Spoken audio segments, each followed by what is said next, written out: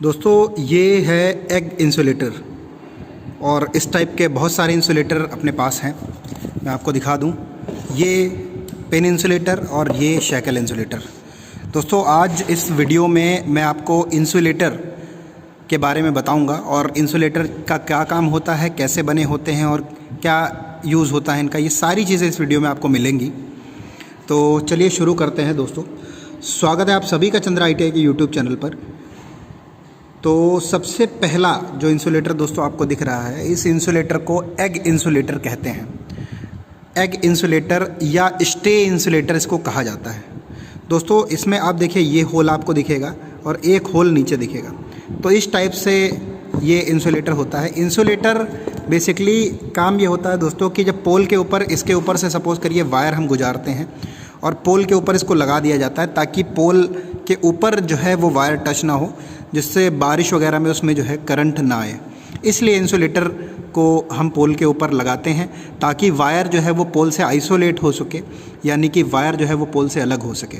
तो दोस्तों ये एग इंसुलेटर है या स्टे इंसुलेटर इसको बोलते हैं। दोस्तों आपने इसको देखा होगा, कुछ इस पोजीशन में लगा होता है। यहाँ से जो ये पहला होल है, इससे एक वायर निकल कर ऊपर की ओर जाता है और इस वाले होल से, जो ये वाला होल है, इस वाले होल से एक वायर निकल कर नीचे की ओर जाता है और बंधा होता है। एक क्रॉस जो है वायर, स्टे वायर जिसको हम कहते हैं, उसके थ्रू ये बंधे हुए होते हैं और बीच में ये लगा होता है।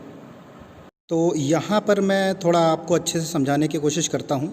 ये जो डायग्राम आपको दिख रहा है, इसके बीच में ये स्टे इंसुलेटर लगा हुआ है और मैं आपको टूल से भी समझा दूँ।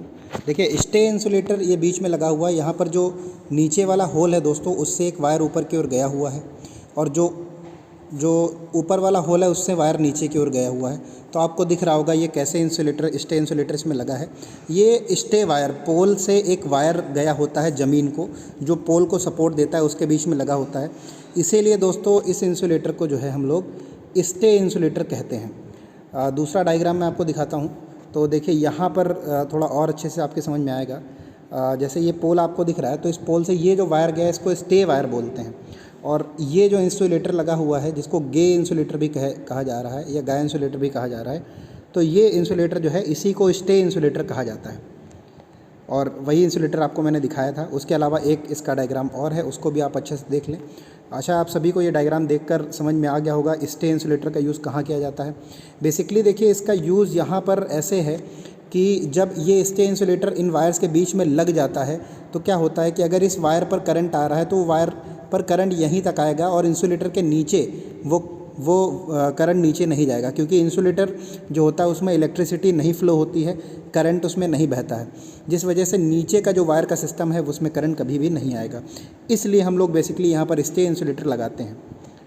और दोस्तों ये जो इंसुलेटर आपको दिख रहा है, इसको पेन इंसुलेटर कहा जाता है। पोल के ऊपर कुछ ऐसे ये लगा होता है और इसके ऊपर से वायर आता है और वायर आके ऊपर से निकल जाता है। इससे हम एक स्टील वायर या एल्युमिनियम वायर को इसमें बांध के ऊपर वायर को टाइट कर दिया जाता है ताकि वायर जो है वो कभी भी ऊपर की ओर से निकल ना जाए बाहर। यहाँ पर देखिए ये एक होल टाइप का है, आपको दिखेगा, जिसको ग्रूव कहा जाता है। ग्रूव दोस्तों इसमें वायर आसानी से बैठ जाए, वो वायर इधर उधर भागे नहीं, इसलिए यहाँ पर ग्रूव बना दिया जाता है। और ये जो पार्ट है यहाँ पर, ये जो ऐसे बनाया गया है, इसमें वायर लपेट कर उस वायर जो ऊपर ऐसे यहाँ पर लगेगा उसको सपोर्ट देने के लिए लगाया जाता है।